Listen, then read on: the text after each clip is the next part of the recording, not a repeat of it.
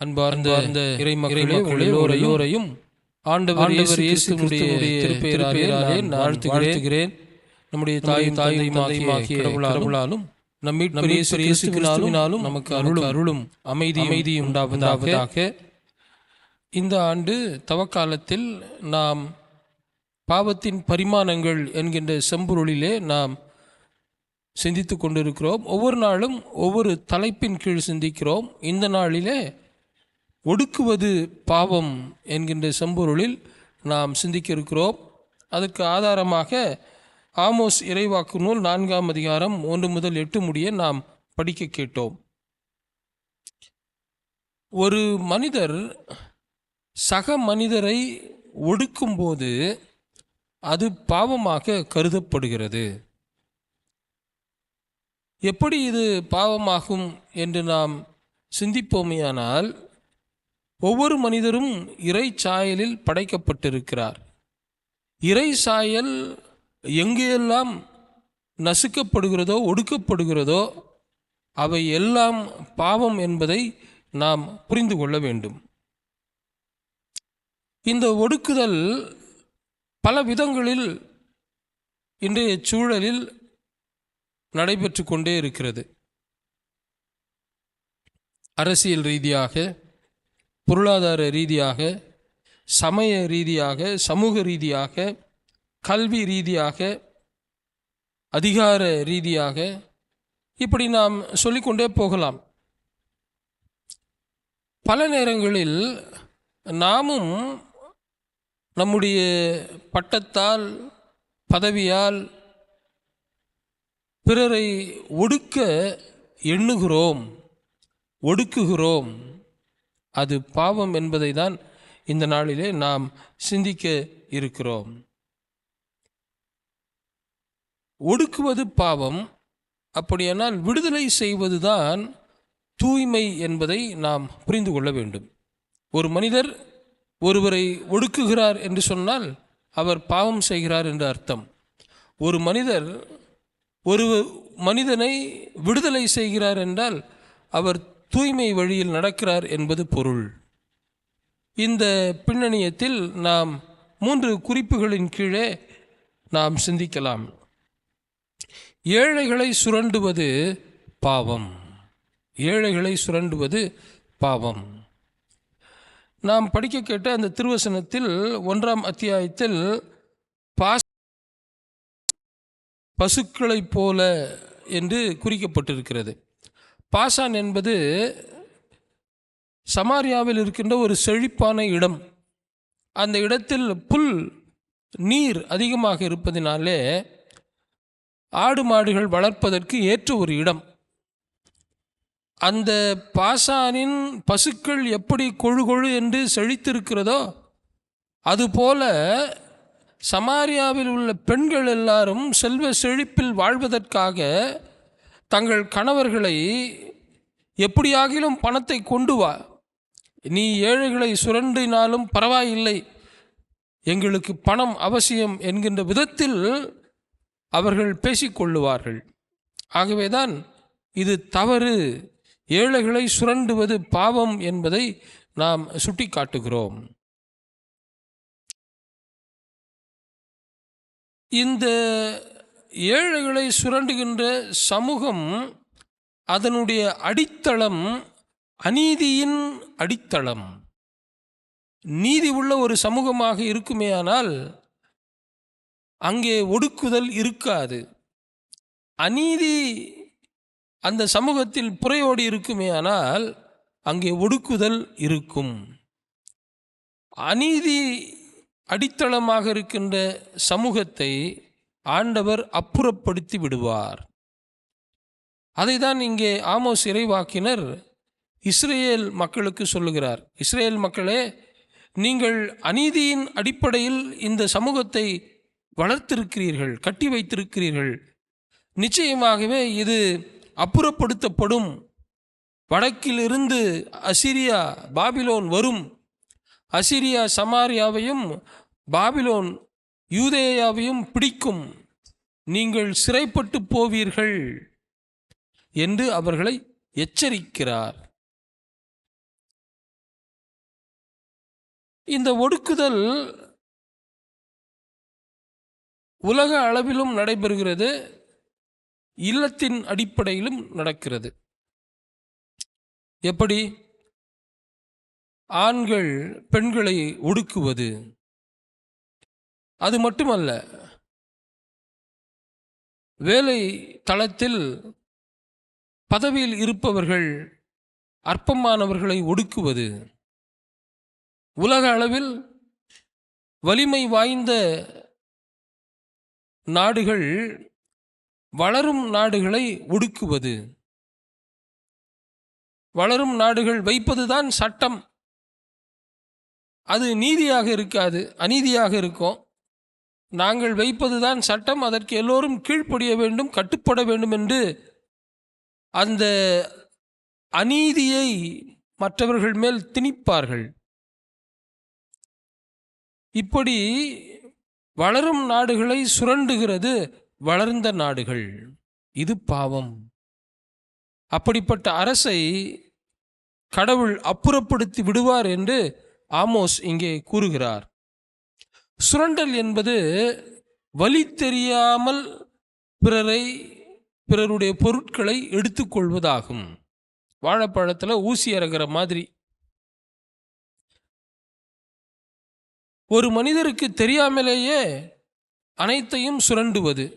எடுத்துக்காட்டாக சொல்லணும்னா, இன்றைக்கு இருக்கிற தகவல் தொழில்நுட்பத்துறையில் நாம் வெளிநாடுகளுக்கு நம்முடைய இளைஞர்கள் பணியாற்றுகிறார்கள். வெளிநாட்டில் இந்த பணிக்கு ஒருவரை கூலி அமர்த்த வேண்டுமேயானால் மாதம் 4 லட்சம் ரூபாய் கொடுக்க வேண்டும். அதனால் அவர் அங்கிருக்கிற மனிதர்களை கூலிக்கு அமர்த்தாமல் வேலையை எதிர்நோக்கி கொண்டிருக்கும் வளர்கின்ற நாடுகளாகிய நம்மிடம் அதனை கொடுத்து 1 லட்சம் ரூபாயில் அந்த வேலையை முடித்து கொள்ளுகிறார்கள். ஆனால் நாம் என்ன நினச்சிக்கிறோம்? என் பிள்ளை 1 லட்சம் ரூபாய் சம்பாதிக்கிறான் அப்படின்னு நினச்சிக்கிறோம். ஆனால் அது ஒரு உழைப்பு சுரண்டல். ஏழை நாடுகளை சுரண்டுகிறது பணம் படைத்த வலிமை மிக்க நாடுகள். இது பாவம் என்பதை ஆமோஸ் இறைவாக்கினர் உணர்த்துகிறார்.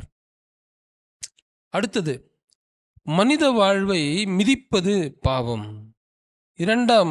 ஆமோஸ் 2ஆம் அத்தியாயம் 6ஆம் வசனத்திலே ஏழைகளை நசுக்குகிறார்கள். 4ஆம் அத்தியாயத்திலும் நாம் பார்க்கிறோம், ஏழைகளை நசுக்குகிறார்கள். நாம் பொதுவாக எதை நசுக்குவோம்? ஒரு பூச்சோ இல்லை ஏதோ தேவையில்லாத ஒரு பொருளோ அப்படின்னா நாம் காலில் அதை போட்டு தரையோடு தரையாக அதனை திருகி நசுக்குவோம். காலை எடுத்துட்டு பார்த்தா அந்த பொருள் இருந்ததற்கான அடையாளமே இருக்காது, அது மண்ணோடி மண்ணாக போயிட்டுருக்கும்.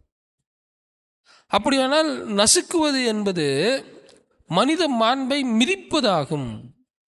மனிதர் என்கின்ற அடையாளமே அவருக்கு இல்லாமல் போகும்படி செய்வதாகும். மண்ணுக்கு அவரை ஒப்பிடுவார்கள்.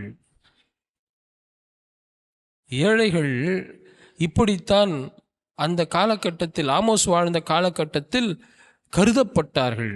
ஏன்?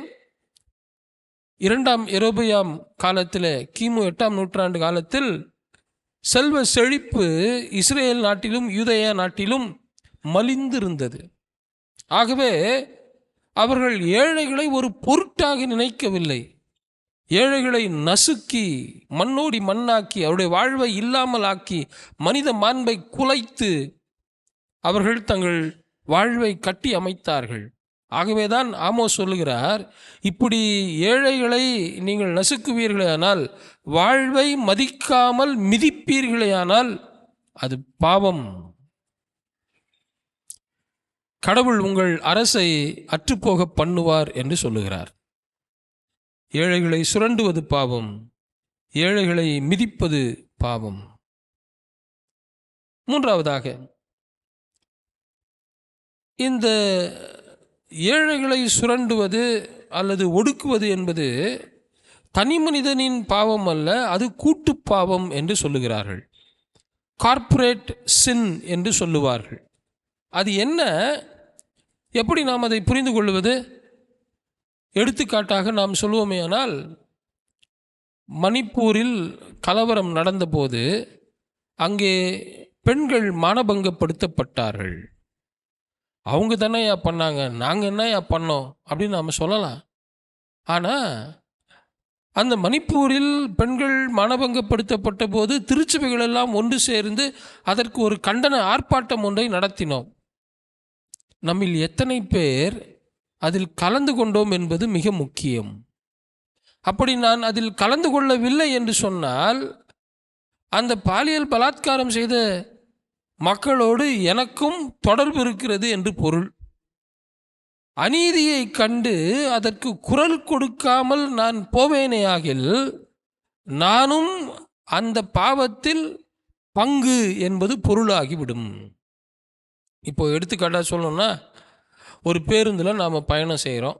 நமக்கு முன்னாடி இருக்கிற அந்த பயணி ஒருவருடைய பணப்பையை ஒரு திருடர் எடுக்கிறார். அவர் கத்தி கையில் வச்சிட்ருக்கார், இல்லை துப்பாக்கி வச்சிட்ருக்கார். நாம் பார்த்துட்டோம், ஐயோ துப்பாக்கி வச்சுருக்காரு, நம்மளை சுற்றுவார் அப்படின்னு நாம் அமைதியாக இருந்துட்டோம்னா அந்த திருடனை விட மோசமானவனாக நாம் கருதப்படுவோம். அநீதி நடக்கிறது, அதை கண்டும் காணாதது போல் அச்சத்தோடு நாம் வாழ்வோமேயானால் அதுதான் கூட்டுப்பாவம். அந்த பாவத்தில் தொடர்புடைய ஒருவருக்கு நாம் ஏதோ ஒரு விதத்தில் உதவி செய்கிறோம், அது கூட்டுப்பாவமாக மாறிவிடும். அதுதான் கார்ப்பரேட் சின் என்று இறையியலாளர்கள் சொல்லுகிறார்கள். நாமும் பல நேரங்களில் சமூகத்தில் நடக்கின்ற அநீதிகளை பார்த்தும் பார்க்காதது போல் இருந்து விடுகிறோம். அநீதியை கண்டு அமைதியாக போவது பாவம். பிறரை ஒடுக்குகின்ற போது அந்த ஒடுக்குதலுக்கு எதிராக நாம் குரல் கொடுக்க வேண்டும். அப்படி இல்லாவிட்டால் ஒடுக்கும் மக்களோடு நமக்கு உறவு இருக்கிறது என்று ஆகிவிடும். ஆகவே அது பாவம். ஒடுக்குவது பாவம். ஏழைகளை சுரண்டுவது தான் ஒடுக்குவது. மனித வாழ்வை மிதிப்பது தான் ஒடுக்குவது. இந்த ஒடுக்குவது சமூக பாவம். நான் அதற்கு துணை போகிறேனா இல்லையா என்பதை சீர்தூக்கி இந்த தவக்காலத்தில் நாம் சிந்திக்க வேண்டும். நான் பிறரை சுரண்டுகிறேனா? நான் பிறருடைய வாழ்வை மதிக்கிறேனா அல்லது மிதிக்கிறேனா? அநீதியை கண்டு நான் அமைதியாக போகிறேனா அல்லது அதை எதிர்த்து குரல் கொடுக்கிறேனா என்பதையெல்லாம் நாம் சிந்தித்து பார்த்து இப்படிப்பட்ட பாவத்திற்கு விலகி வாழ பயிற்சி தான் இந்த தவக்காலம். இயேசு நமக்கு ஒரு சிறந்த எடுத்துக்காட்டு. இயேசு தன்னுடைய வாழ்வில் ஒருவரையும் அவர் ஒடுக்கவில்லை, மாறாக விடுதலை வாழ்வை வழங்கினார். 18 ஆண்டு காலம் கூனியாக ஒரு பெண் இருக்கிறார். அவர் ஜெபாலயத்திற்கு வந்திருக்கிறார். இயேசு அவரை பார்த்து அவருக்கு நலம் அளிக்கிறார். ஒருவர் விடுதலை பெற்றுவிட்டார் என்று சொன்னால் அந்த ஜெபாலய தலைவன் மகிழ்ச்சி அடைய வேண்டும். ஆனால் அவர் சொல்லுகிறார், வேலை செய்வதற்கு 6 நாட்கள் உண்டே, சுகம் பெறுவதற்கு 6 நாட்கள் உண்டே, நீங்கள் அப்போது வந்து சுகம் பெற்றுக்கொள்ளுங்கள், ஓய்வு நாள் இது என்று சொல்லுகிறார். சமூகம், அந்த யூத சமயம் மக்களை தன்னுடைய கட்டமைப்பால் அடிமைப்படுத்தி வைத்திருந்தது, ஒடுக்கி வைத்திருந்தது. இயேசு அதில் இருந்து அந்த பெண்மணியை விடுதலை செய்து இவரும் ஆபிரகாமின் குமாரத்தி என்கின்ற அங்கீகாரத்தை கொடுக்கிறார். அதுவரை அந்த சமூகம் அவரை கூனி என்று மிதித்திருக்கும். ஆனால் இப்போது இயேசு அவரை நலமாக்கி இவர் ஆபிரகாமின் மகள் என்கின்ற மதிப்பை கொடுக்கிறார். இயேசு ஒரு முறை ஒரு பாலியல் தொழிலில் பிடிபட்ட ஒரு பெண்ணை கையும் மெய்யுமாக பிடித்து கொண்டு வருகிறார்கள். அவருக்கு நீதி வழங்க வேண்டும், மோசேயின் சட்டப்படி அவரை கல்லெறிந்து கொல்ல வேண்டும் என்று மக்கள் எல்லாரும் சொல்லுகிறார்கள். அப்போது இயேசு சொல்லுகிறார், தரையில் எழுதுவார். அவர் தரையில் எழுதி இருக்கும் போது என்ன இறையியலாளர்கள் எல்லாம் என்ன சொல்லுகிறார்கள், ஒரு பாலியல் சம்பவம் நடக்கிறது என்று சொன்னால் ஒரு ஆணும் பெண்ணும் அதில் ஈடுபட்டு இருக்க வேண்டும். நீங்கள் கொண்டு வந்திருப்பது வெறும் பெண்ணை மட்டும் தானே கொண்டு வந்திருக்கிறீர்கள். இந்த பாலியல் தொழிலில் ஈடுபட்ட அந்த ஆண் எங்கே? பாலியல் ரீதியாக ஒடுக்குமுறை அங்கே நடக்கிறது.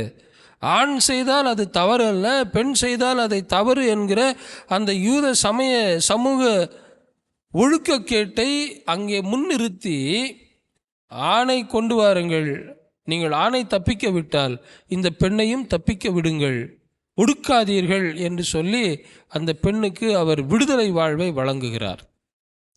அந்த கூட்டம் மொத்தமும் அவரை கல்லெறிந்து கொல்ல வேண்டும் என்று அநீதியாக குற்றம் சாட்டுகிறது.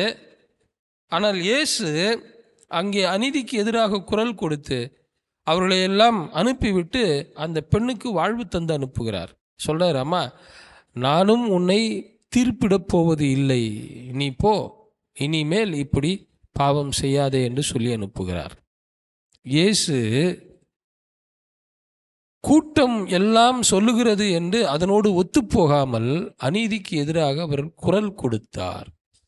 நாமும் இந்த தவக்காலத்தில் பிறருடைய உழைப்பை சுரண்டாமல் பிறரை மதித்து நடந்து அநீதிக்கு எதிராக குரல் கொடுத்து வாழ்வோம். அதற்கான பயிற்சி தான் இந்த தவக்காலம். இந்த சிந்தனையோடு இந்த நாளை நாம் துவங்குவோம். இறை அருள் நம் அனைவரோடும் இருந்து நம்மை ஆசீர்வதித்து வழிநடத்துவதாக. ஆமேன்.